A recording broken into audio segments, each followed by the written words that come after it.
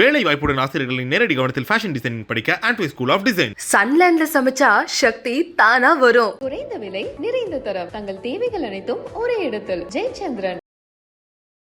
Code படம் release ஆகுது. விஜய் அரசியல் கட்சி தொடங்கினதுக்கு பிறகு படம் காலை காட்சி நடக்குமா நடக்காதனெல்லாம் பெரும் அனுமதிச்சுட்டாங்க. அண்டர்ஸ்டாண்டிங் ஆகி போச்சு. அவங்களுக்குள்ளே அண்டர்ஸ்டாண்டிங். துறையை சார்ந்தவர்கள் அவர் இந்த படத்தை ரிலீஸ் பண்றாரு. அவருடைய ரசிகர்கள் நிறைய இருக்கிறாங்க. அது சிறப்பு காட்சிக்கு அனுமதி கொடுத்துருக்காங்க. அவர் இனி அரசியலுக்கு வரப்போறாரு. இப்பதான் கொடியை அறிமுகப்படுத்தியிருக்காரு. நாங்கெல்லாம் வரவேற்பு தெரிவிச்சிருக்கிறோம். அதனால அதுல ஒன்றும் இருக்குல்ல. வாழ்த்துக்கள். கோட் படத்துக்கு வாழ்த்துக்கள். அதுல என்ன கருத்துக்கள் வருதுன்னு பார்ப்போம். இதே வேற ஒரு படம் மெர்சல்னு ஒரு படம் வந்ததுங்க. அந்த படத்துல அவர் வைத்தியம் ஜிஎஸ்டி என்னமோ எல்லாம் பேசினார் இல்லையா. அதில் பொய்யான தகவலை பரப்புறதா இருந்தா எதிர்ப்பு. அவ்வளவுதான். சிஎம் 2026 அப்படின்னு போட்டுக்கிறதான ஒன்றியெல்லாம் பஞ்ச் டைலாக் எல்லாம் போடுறாங்களா, அது மாதிரிதான். வரட்டும், வருக, செலவு பண்ணுங்க. செலவு பண்ணுவோம். ஐயோ பின்ன ஏங்க, எத்தனை பேர் குழந்தைகளை எல்லாம் கூப்பிட்டு எல்லாத்துக்கும் அவர் படத்தை வச்சே சாப்பாடு போடுறாங்க. குழந்தைகளெல்லாம் கூப்பிட்டு பரிசு கொடுக்குறாங்க. இதெல்லாம் பண்ணணும். இன்னும் மாநாடு நடத்தணும். நல்ல கூட்டம் கூடணும். புரியுதுங்களா? எல்லாத்துக்கும் நல்ல சாப்பாடு போட்டு எல்லாத்துக்கும் நல்ல அரசியல் படுத்தி அவங்களுக்கெல்லாம் நல்ல விஷயங்களை சொல்லி கொடுத்து ஒரு மாற்று அரசியலை முன்வைக்கணும். அவர் உண்மையே நான் பாராட்டுறேன். நல்ல ஒரு உச்சத்தில் இருக்கும்போது அதில் வர்ற வருமானத்தை விட்டுட்டு இனிமேலாவது மக்களுக்கு ஏதாவது செய்யணும்னு வந்திருக்காரு இல்லையா, அதை வரவேற்க வேண்டியது நம்முடைய கடமை தானே. அவர் ஒன்றியம்னு சொன்னா இது இருக்கும். புரியுதுங்களா? இப்போ நீங்க ஒரு மாற்று அரசியலை கொடுங்க. லஞ்ச ஊழலை ஒழியுங்க. போதைப் பொருள் அந்த விஷயத்தை அதுக்கு எதிராக சார்பற்ற ஊழல் இல்லாத அப்படின்னு தானே சொல்றாரு. நல்லதுதான், வாங்க, நாங்க வரவேற்கிறோமே. இப்படி ஒரு மாநாட்டை நடத்துறதையே நிறைய பேர் கண்டிக்கவும் செஞ்சாங்க. திமுக கூட்டணியிலே இருக்கக்கூடியவங்க, அவங்களுடைய திமுக எப்படி நடத்தலாம். திமுக சனாதன ஒழிப்பு மாநாட்டில் பங்கெடுத்த போது அவங்க எல்லாம் வரவேற்றாங்க. அரசோட வேலை இல்ல, அரசோட வேலை இல்லைங்கிறது அப்படின்னா நீங்க கோயில் நிர்வாகம் அப்படிதான் சொல்றாங்க. சொல்லட்டும், நல்லது தானே. நீங்க அறநிலையத்துறையே வேணாம். ஆமா, அரசு மற்றும் அரசியல், இது அறநிலையத்துறை இதெல்லாம் வேண்டாங்கிறோம். அது மாதிரி துறை வேணாம். அறநிலையத்துறை நடத்துற நிகழ்வுக்கு போய் பங்கெடுக்கிறீங்க. உலக தமிழர்கள் அனைவருக்கும் வணக்கம். இன்றைய சிறப்பு நேர்காணலில் நம்மோடு இருக்கக்கூடியவர் இந்து மக்கள் கட்சியின் தலைவர் அர்ஜுன் சம்பத் அவர்கள். வணக்கம் சார். கலாட்டா நேயர்கள் அனைவருக்கும் வணக்கம், வாழ்த்துக்கள் சார். முருகன் மாநாடு நடந்துருந்துச்சு. தமிழ்நாடு அறநிலையத்துறை நடத்தியிருந்தாங்க. நீங்களும் அங்கு சென்று வந்திருந்தீங்க. பல காட்சிகள் அது வைரலாகவும் அமைஞ்சிருந்தது. நிறைய பேர் கேள்விகளே எழுப்பியிருந்தாங்க. நீங்கள் ஏன் அங்கே போனீங்க அப்படின்னு எல்லாம். எதனால் போயிருந்தீங்க? முருக பக்தர்கள் மாநாடு உலக தழுவிய அளவிலே நம்முடைய அறநிலையத்துறையின் சார்பில் நடத்தப்பட்டது. வெளிநாடுகளில் இருந்தெல்லாம் முருக பக்தர்கள், நம்முடைய சான்றோர் பெருமக்கள், மடாதிபதிகள் இவங்கெல்லாம் அங்கே வருகை தந்திருந்தார்கள். இதில் துளியும் அரசியல் கலப்பு இல்லை. முருக பக்தர்களை ஒன்று கூட்டுகின்ற ஒரு உன்னதமான நிகழ்வு. ஆகவே நீங்களும் பங்கெடுத்து கொள்ள வேண்டும் என்று அந்த மாநாட்டு குழுவின் சார்பிலே அழைப்பு விடுத்தார்கள். நானும் அந்த மாநாட்டிலே சென்று பங்கெடுத்து கொண்டு 1 மணி நேரம் அந்த மாநாட்டிலே இருந்து நிகழ்ச்சிகளை கவனித்து நான் அந்த நிகழ்ச்சியில் கலந்துக்கிட்டு வந்தேன். இது ஒரு ஆன்மீக நிகழ்வாகத்தான் நடைபெற்றிருக்கிறது. அதனால் நான் அந்த நிகழ்ச்சியில் பங்கெடுத்துக்கிட்டேன். ஆனால் இந்த மாநாடு நடத்துவதாக அறிவித்த காலகட்டத்தில் அறநிலையத்துறை சார்பில் இந்த மாநாடு நடத்தப்படும் அப்படின்னு அவங்க சொன்ன அந்த நேரத்தில் அறநிலையத்துறையினுடைய உயர்மட்ட ஆலோசனை குழுவின் பொறுப்பாளராக இருக்கக்கூடிய திரு சுக்கி சிவம் அவர்கள் முருகப்பெருமான் குறித்து, முருக வழிபாடு குறித்து சர்ச்சைக்குரிய கருத்துக்களை தெரிவித்தார். முருக பக்தர்களின் மனம் புண்படும்படியான, இப்போ பழனி மலையில் இருக்கிறது முருகன் அல்ல, அது ஒரு சித்தர் கோயில், அதே மாதிரி கந்தன் வேற, முருகன் வேற, சுப்பிரமணியர் வேற, இது மாதிரி அவர் பல கருத்துக்களை வெளிப்படுத்தினார். அதனால் நாங்கள் அவருக்கு கண்டனம் தெரிவித்திருந்தோம். நம்முடைய இந்த நிகழ்ச்சியில் கூட நாம் அத்தகைய கருத்துக்களை அவர் தெரிவித்தவர். அவர் அங்கே அந்த நிகழ்ச்சியை ஒருங்கிணைக்கின்ற பொழுது அவருக்கு நம்ம எதிர்ப்பு தெரிவித்து கருப்பு கொடி காட்டுவதாகவும் இந்து மக்கள் கட்சி சார்பிலே அறிவித்திருந்தோம். அந்த நிகழ்ச்சியும் நடைபெற்றது. அதில் எங்களுடைய நிர்வாகிகள் கைது செய்யப்பட்டார்கள். ஆனால் அந்த மாநாட்டிலே கலந்து கொண்டவர்கள் அத்துணை பேருமே முருகப்பெருமானுடைய திருப்புகழ், திருமுருகாற்றுப்படை, கந்தர் சஷ்டி கவசம், அந்த இடத்துல அந்த நிகழ்வுகள் தான் நடைபெற்றது. எப்படி நடந்துருச்சு சார் மாநாடு? நல்லா இருந்தது. மாநாட்டினுடைய நிகழ்ச்சிகள் நல்லபடியாக இருந்தது.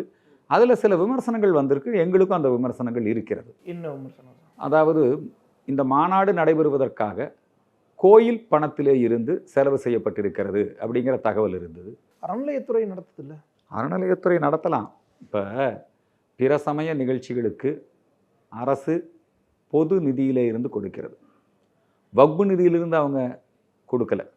எந்த நிதியிலிருந்து கொடுத்தாங்கன்னா பொது நிதியிலிருந்து கொடுக்குறாங்க.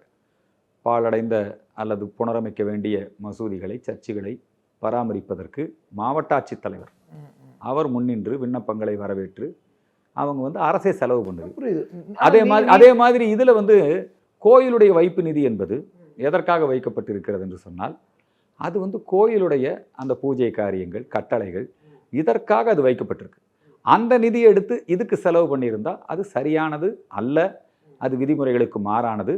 அரசு நிதி ஒதுக்கி இந்த மாநாடு நடந்திருந்தால் அது இன்னும் சிறப்பானதாக இருந்திருக்கும். இப்ப நாளைக்கு கோயில் பணத்தை வந்து வேற எதுக்காவது வேணா கூட பயன்படுத்தலாம். நடத்திய விதம் எப்படி இருந்துச்சு? நடத்திய விதம் நல்லா இருந்தது, நல்லா இருந்தது. எல்லாம் தமிழ்நாடு முழுக்க மட்டுமல்ல, உலகம் முழுக்க இருக்கக்கூடிய ஆன்மீக சொற்பொழிவாளர்கள், முருக வழிபாட்டு நெறியில் இருப்பவர்கள், சிட்னி முருகன் கோயில், மலேசியா பத்துமலை முருகன் கோயில், லண்டன் முருகன் கோயில், அங்கிருந்தெல்லாம் நம்முடைய அந்த ஆன்மீக அருளாளர்கள், முருக பக்தர்கள் வருகை தந்தார்கள், பேசினார்கள், நல்ல கருத்துக்களை தெரிவித்தார்கள்.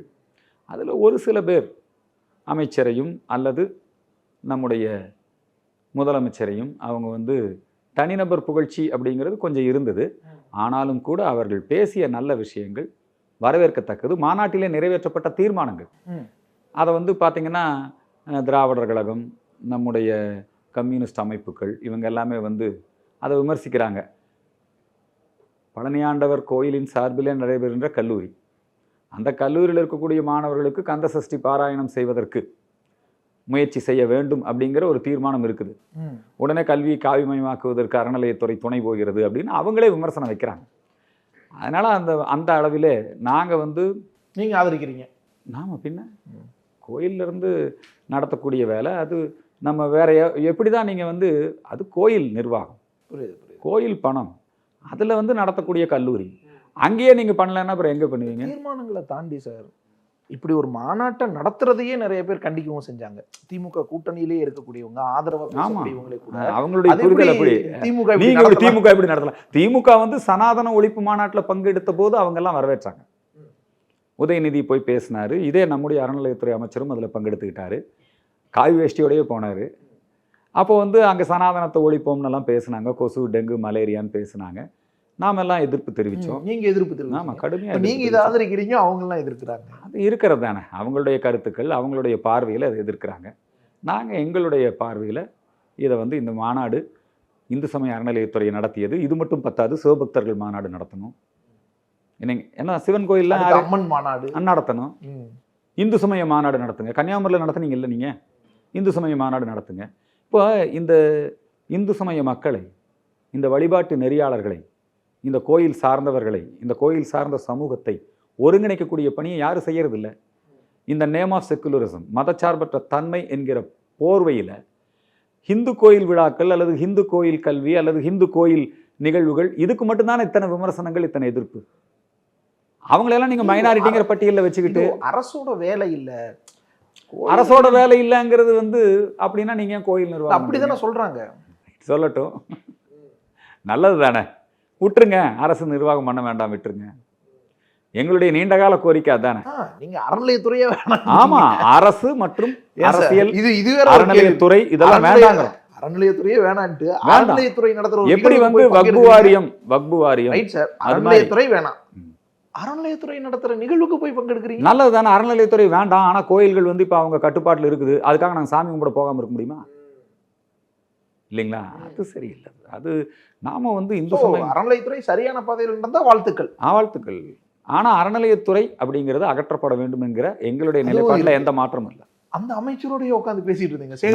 அவர் ஒரு நல்ல கடவுள் பக்தர் தானே. அல்ல, அந்த பிக்சர் பாத்தீங்களா சார்? என்ன ரெண்டு பேர் பேசிக்கிறாங்க, நிறைய வைரல் ஆயிருச்சு. அது வந்து ரொம்ப நல்லா ரிசீவ் பண்ணாரு. அவர் சொன்னார், பாருங்க, இது ஆன்மீக உணர்வோடு தான் நம்ம இதை நடத்துகிறோம், இதில் வந்து முருக பக்தர்களை முன்னிறுத்தி தான் நம்ம நடத்துகிறோம், இதில் அரசியலுக்கு இடமில்லை, நீங்கள் வந்தது ரொம்ப மகிழ்ச்சினாரு. உண்மையிலேயே எனக்கும் சந்தோஷம் தான் அதில் கலந்துக்கிட்டேன். ரொம்ப நேரம் பேசுன மாதிரி இருந்துச்சு சார். இல்லைங்க, பக்கத்தில் உட்காந்துருந்தோம். அவங்க அப்படி ஒரு தோற்றத்தை ஏற்படுத்துகிறாங்க. நல்லதாச்சு. அவர் ஒரு நல்ல கடவுள் பக்தர் தான். நீங்க என்ன சொன்னீங்க அவர்கிட்ட? இந்த துறையே வேணாம், அதுக்கு ஏதாவது நடவடிக்கை அப்படி எப்படி சொல்ல முடியுங்க? அவர் ஒரு இறை நம்பிக்கை உள்ளவர். அவர் இந்த மாதிரியான ஒரு நிகழ்ச்சியை நடத்துறது, இதெல்லாம் முருகனுடைய திருவிளையாடலை தான் நான் பார்க்குறேன்.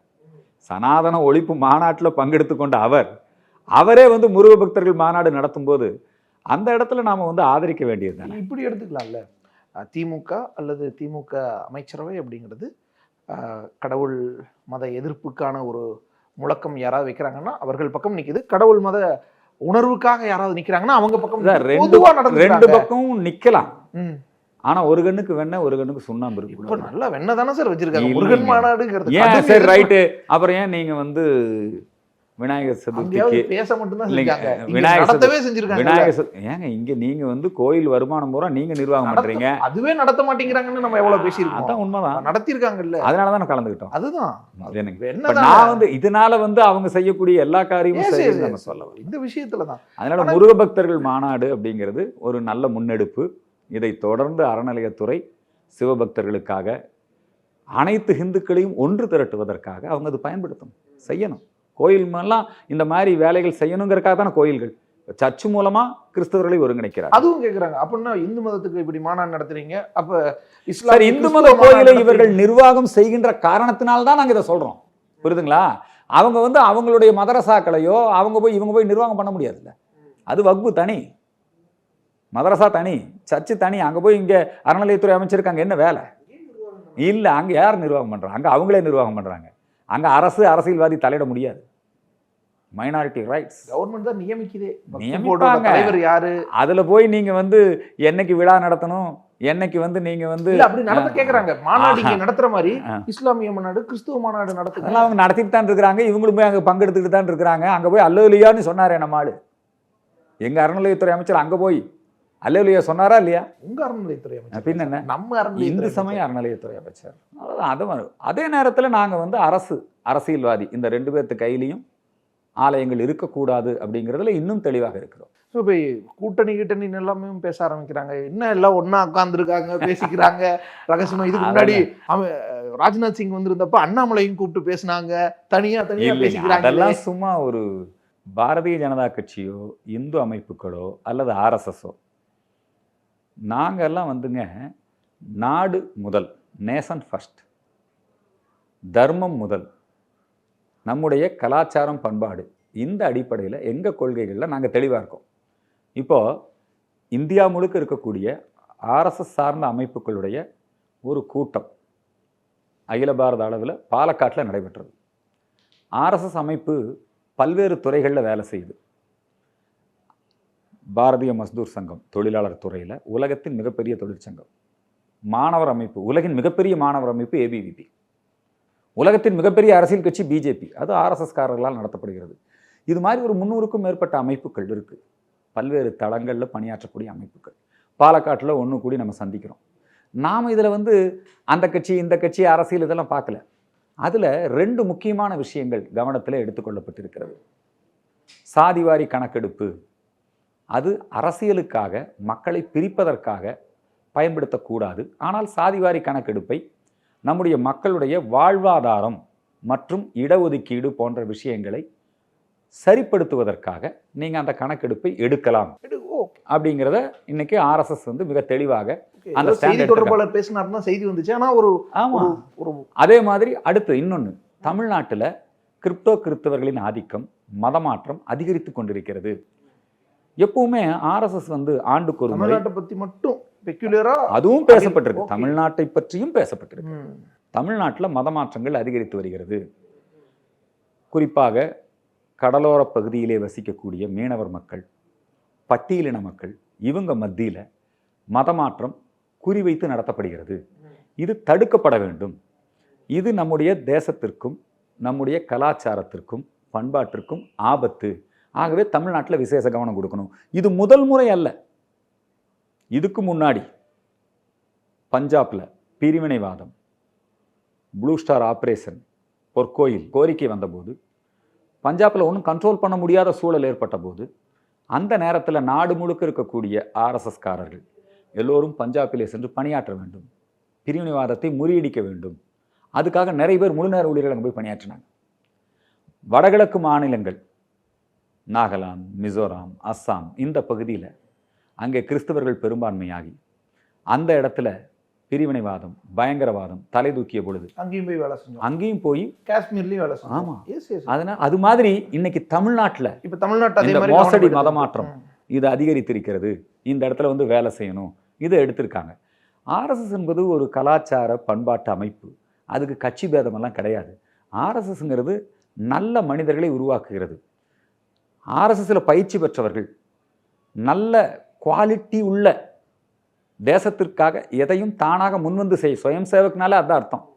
இப்போ சமீபத்தில் வயநாட்டில் ஏற்பட்ட ஒரு மிகப்பெரிய இயற்கை பேரிடர், மக்கள் பலியானாங்க. ஆபத்தில் மாட்டிக்கிட்டு இருக்கிற அவங்கள போய் காப்பாத்துறதுக்கு போனாங்க. அதில் 2 சுயம் சேவர்கள் உயிரிழந்தாங்க. இது மாதிரி தன்னலமற்ற ஒரு தொண்டு. அதனால தான் இப்போ ஜவஹர்லால் நேரு அவர் வந்து சீனா போரின் போது ஆர்எஸ்எஸ் செய்த சேவை, அதை பாராட்டக்கூடிய வகையில் குடியரசு தின அணிவகுப்பில் ஆர்எஸ்எஸ் பங்கெடுத்துருச்சு. ம். அதே மாதிரி வல்லபாய் பட்டேல், சர்தார் தடையும் வல்லபாய் செஞ்சார். பட்டேல் இல்லைங்களா. ஆக ஆர்எஸ்எஸ்ங்கிறது இப்போ இந்த வங்காளதேச யுத்தம், அந்த யுத்தம் நடந்தபோது இந்திரா காந்திக்கு ஆதரவாக இருந்தார்கள். ஆர்எஸ்எஸ்க்கு வந்துங்க அரசியல் கட்சி பிஜேபி தான், காங்கிரஸ் தான் அப்படிலாம் கிடையாது. நல்ல மனிதர்களை உருவாக்குகிறது, தேசிய கருத்துக்களை, தேசபக்தியை, இதை வலியுறுத்துகிறது. இவங்க ஆர்எஸ்எஸ் பற்றி ஒரு வெறுப்பு பிரச்சாரம், ஒரு அவதூறு பிரச்சாரத்தை தொடர்ந்து செய்து கொண்டே இருக்கிறார்கள். யாரு? இங்கே இருக்கக்கூடிய திராவிடர் கழகம், கம்யூனிஸ்ட் போன்ற அமைப்புகள் Okay. தொடர்ந்து அதை செய்து கொண்டு இருக்கிறார்கள். இப்போ நெருக்கடி நிலைமை ஏற்பட்ட பொழுது மிசா காலத்தில் ஆர்எஸ்எஸ் திமுகவோடு இணைந்து பணியாற்றியது. ஆர்எஸ்எஸ் பழைய காங்கிரஸ், சிண்டிகேட் காங்கிரஸ், அவங்களோடு இணைந்து பணியாற்றியது. அதனால ஆர்எஸ்எஸ் பொறுத்த ஒரு வரைக்கும் சூழல், அந்த சூழலை மையப்படுத்தி நம்ம வந்து வேலை செய்யணும். அதனால ஆர்எஸ்எஸ் வந்து அதுக்கு ஆர்எஸ்எஸ்க்கு என்ன அருகதை இருக்குது இல்லை அப்படிதானே கேட்குறாங்க. இல்ல சார், இப்ப இந்த பக்கம் கேட்கறது எல்லாத்துக்கும் நடத்துங்கன்னு தான் சொல்லி கேட்டாங்க. எல்லாருக்கும் தான் நடத்துறோம், அதுல ஒன்றும் பிரச்சனை இல்லை. அதில் ஒன்றும் மாற்றம் இல்லை. நீங்கள் கடந்த முறை சங்கத்தினுடைய தேசிய அந்த கூட்டம் நடைபெற்ற பொழுது 3 விஷயங்களை முன் வச்சாங்க. இந்து சமுதாயம் ஒருங்கிணைக்கப்பட வேண்டும், அதுக்கு 3 விஷயங்கள் சீர்திருத்தம் பண்ணணும். 1 தண்ணீர், எல்லோருக்கும் பொது, தண்ணீர் தீண்டாமை கூடாது.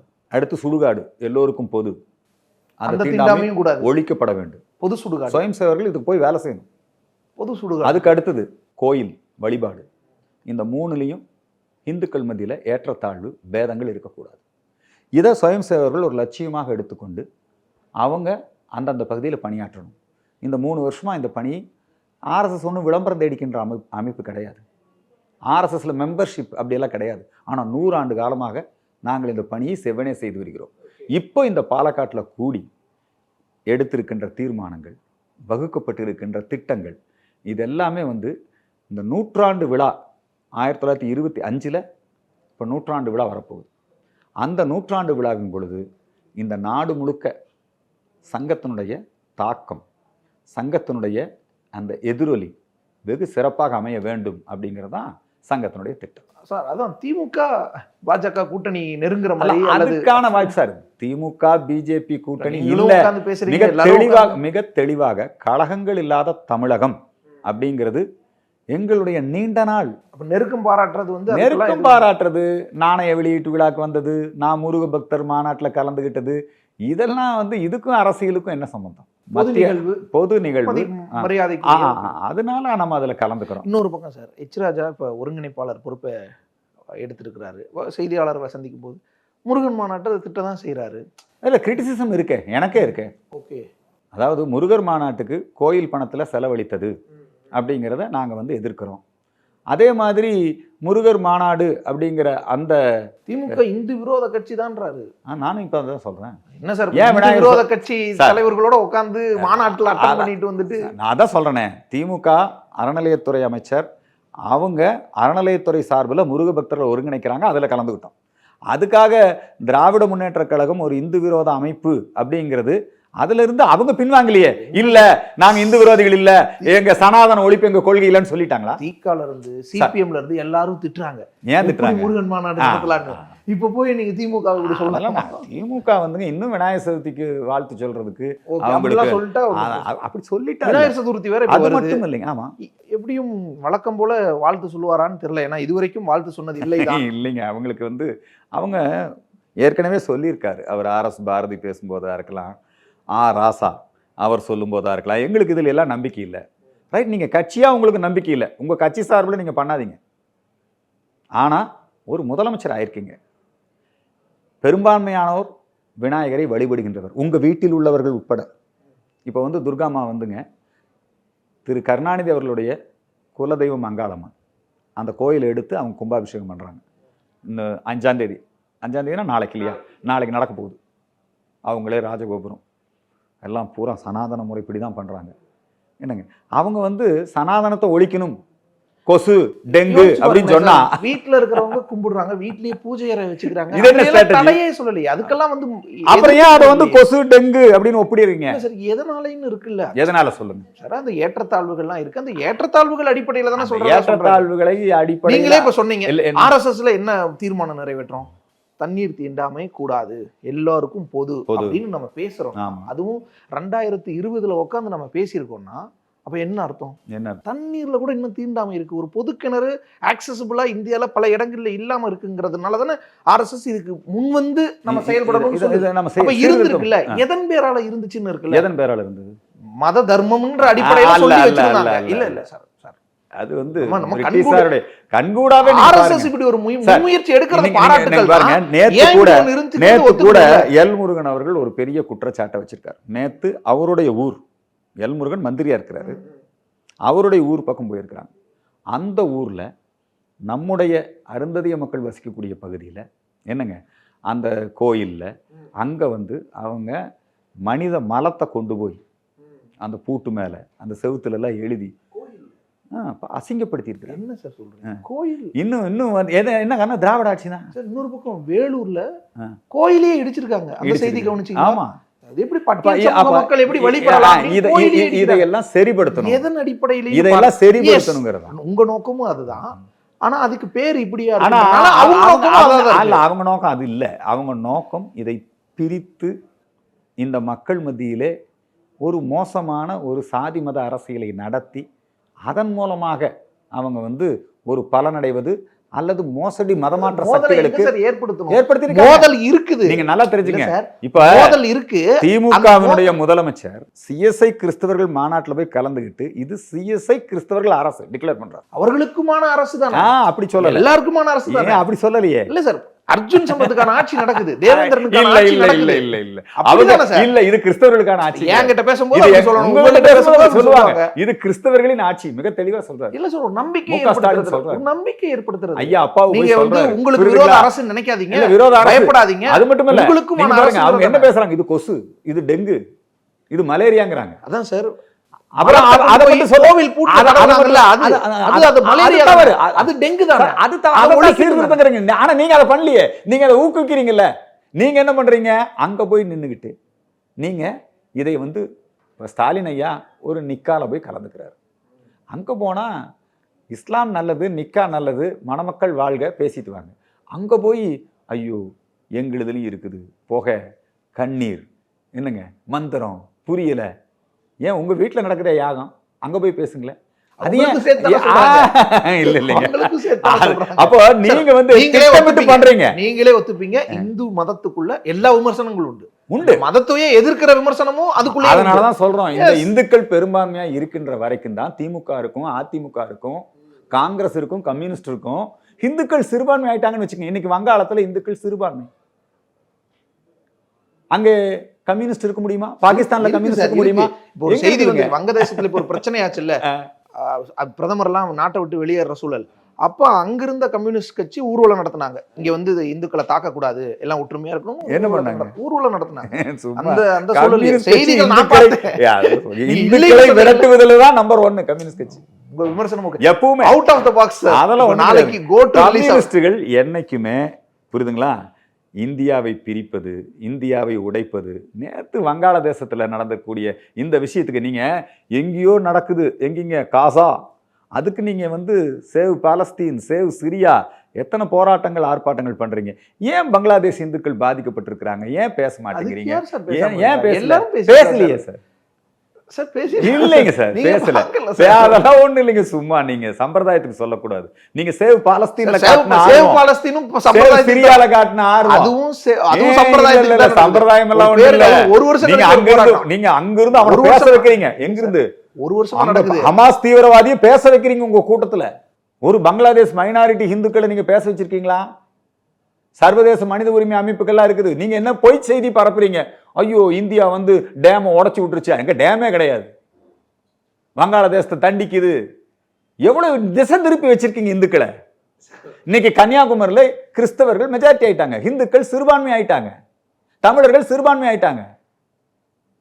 அங்க எங்க நீங்க சர்ச்சில் தீர்மானம் பண்றான் யாருக்கு ஓட்டு போடணும், யார் ஜெயிக்கணும், எங்க எலக்ட்ரிசிட்டி வேணும், எங்க ரோடு போடணும், எங்க துறைமுகம் வேணுமா வேண்டாமா? துறைமுகம் வேண்டாம், நம்ம தமிழ்நாட்டில் இருக்கக்கூடிய துறைமுகம் கேரளாவுக்கு போயிருச்சு விழிஞ்சதுக்கு.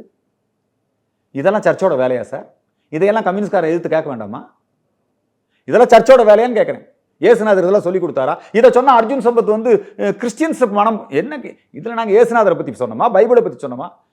நீங்க அரசியல்ல தலையிடாதீங்க, நீங்க தொழில தலையிடாதீங்க, அரசு நிர்வாகத்துல தலையிடாதீங்கன்னு சொல்றோம் சார். நாம் தமிழர் கட்சியிலிருந்து பல கட்சிகள்ல இருந்து எல்லாருமே எதிர்க்கிறாங்க. அதை யாரு நீங்க உடனே எதிர்க்கிறாங்க? ஒரு முத்திரை குத்துறீங்க. இல்ல இல்ல முத்திரை இல்ல. நீங்க இன்னைக்கு டயோசிஸ் நிர்வாகத்திலிருந்து கன்னியாகுமரி மாவட்டத்தை விடுவிக்கணுமா வேண்டாமா? இது கட்டுப்பாட்டுல இருக்கின்ற மாதிரி ஆமாங்க, சொல்றீங்க. அன்பியங்கள் இருந்து கன்னியாகுமரி மாவட்டத்தை விடுவிக்கணுமா வேண்டாமா? அரசு திட்டங்கள் நேரடியா மக்களுக்கு போய் சேரணும். எதுக்காக அன்பியங்கள்? அங்க வந்து மீன் விலையை நிர்ணயம் பண்றது எதுக்குங்க? அந்த கிறிஸ்டின்ஸ் பெரும்பான்மை ஆயிட்டா சர்ச் நிர்வாகம் தானா? அங்க அரசு நிர்வாகம், நீதி நிர்வாகம், காவல்துறை கூடாதா? அரசு நிர்வாகம், நீதி நிர்வாகம், எங்க காவல் இருக்குது? நிர்வாகம் தான் இருக்கு. டயோசிஸ் நிர்வாகம் தான் இருக்குது சார். மறைக்காதீங்க, இன்னொரு நாடுங்கிற மாதிரி பேசி அப்படிதான் பேசுறாங்க. நான் மட்டும் சொல்லல, அதை யாருமே ஏத்துக்க மாட்டாங்க. ஆ, சட்டத்தின்படி ஏத்துக்க நடக்கிற கூட. ஆட்சியாதான் ஆ. இல்ல சார். ஒரு கோர்ட்ல எங்க parallel government sir, missionaries sir parallel government. இப்ப கோயில்களை கேட்பாங்க, கோயில்கள் நடத்தல, எங்க எங்க நடத்துறீங்க? கோயில் நிர்வாகம் தனியா வேணும்னு கேக்குறீங்க. ஆமா சார், நாங்க என்ன கோயில்ல வந்து இந்த இடத்துல பாலம் கட்டலாமா வேண்டாமா? நாங்க கோயில்ல அப்படி இருந்து எங்க சார்? போராடுறோம். ஏன் ஸ்டெர்லைட் ஊர்வலம் எங்க இருந்து வந்தது? பனிமய மாதா சர்ச்சில் இருந்து ஊர்வலம் வந்தது. கூடங்குளத்தை மூட சொல்லி யார் போராட்டம் பண்றது? மின் உற்பத்தி வேண்டான்னு போராட்டம் பண்றது யாரு? சார் சர்ச்சுகள் இருந்து போராட்டம் பண்றீங்க. கோயிலுக்குள்ள கோயில் மேல இப்படி ஒரு அசிங்கத்தை பண்ணாங்கன்னு இப்ப கோவப்படுறீங்கல்ல, கேக்குறீங்க. யாரை எதிர்த்து இப்படி கேக்குறீங்க? யார் இந்த யார் கவர்மெண்ட்? செஞ்சது? டிஎம்கே யார் கவர்மெண்ட் செஞ்சது? கவர்மெண்டா செஞ்சது? இவங்கனால கவர்மெண்டா? தான் ஆச்சு. அப்படிதானே சார். இவங்கனால தான் ஒரு ஆச்சுங்க. பொது நோக்கத்துல இந்த பல திராவிட நாடுகள் இயக்கங்கள் இருப்பாங்க. பொது வேண்டுமென்றே நோக்கத்துல பட்டியலின மக்களுக்கு எதிரான சூழலை சார் நீங்க சார், திமுக கார ஒருத்தன் கோயிலுக்குள்ள வந்து அவன் சாமி கும்பிட்டாங்கறதுக்காக சேலத்துல எப்படி திட்டினா தெரியுமா? சார், அதுதான் பொது நோக்கத்துக்கு பலரும் ஆதரவு தெரிவிப்பாங்க, பலரும் வந்து நிப்பாங்க. பலரும் அதுக்காக ஒரு முத்திரை எல்லாம் இந்துக்களுக்கு ஆதரவா நிக்கல. Right, okay sir. நாளைக்கு கோட் படம் ரிலீஸ் ஆகுது.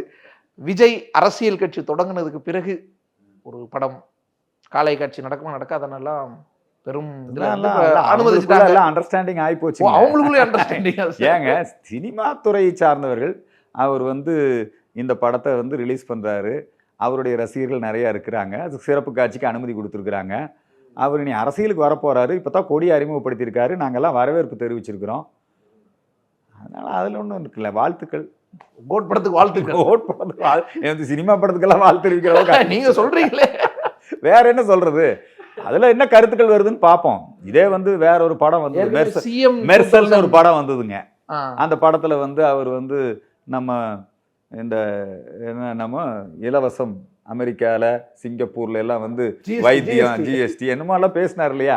அதெல்லாம் பொய்யான தகவலை பரப்புறதா இருந்தா எதிர்ப்போம், அவ்வளவுதான். வேற என்ன? இப்பவே சிஎம் 2026 அப்படின்னு நம்பர் போட்டுக்கிறதான ஒண்ணு இல்லை. எங்க ஆளு விக்ரமராஜா போட்டுக்கிறாரு, என்னங்க, எப்பொழுதும் சிஎம், எப்பொழுதும் எங்கள் பிஎம், ஏஎம் பிஎம் பார்க்காமல் உழைக்கும் எங்கள் சிஎம்ஏ வருக, இப்படியெல்லாம் பஞ்ச் டைலாக் எல்லாம் போடுறாங்களா? அது மாதிரி தான் விஜய்க்கு வந்து அவங்க அம்மா வந்து ரொம்ப நல்லா வாழ்த்து சொல்லியிருக்காங்க. நீ இது வரைக்கும் செலிபிரிட்டி மகன் இல்லையா, இப்போ இனிமேல் ஒரு நல்ல என்னுடைய மகன் பிஎம் சிஎம்னெல்லாம் விஜயோட அம்மாவே வாழ்த்து தெரிவிச்சிருக்காங்களே. அதனால அதெல்லாம் வாழ்த்து தெரிவிக்க வேண்டியதுதான், நல்லது தான்.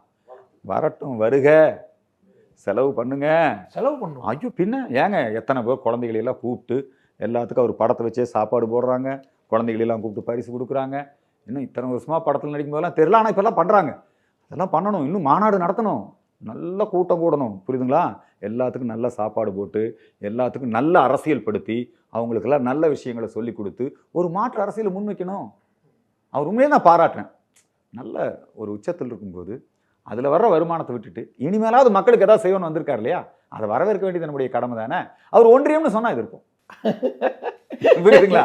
அவர் ஒன்றியம்னு சொன்னா திமுகவினுடைய ஊதுகுழலா செயல்பட்டா எதிர்ப்போம். நீங்க ஒரு மாற்று அரசியலை கொடுங்க, லஞ்ச ஊழலை ஒழியுங்க, போதைப் பொருள் அந்த விஷயத்தை வந்து அதுக்கு எதிராக சார்பற்ற ஊழல் இல்லாத அப்படின்னு தானே சொல்றாரு. நல்லதுதான், வாங்க, நாங்க வரவேற்கிறோமே. ஓகே, ரொம்ப நன்றி, வாழ்த்துக்கள்.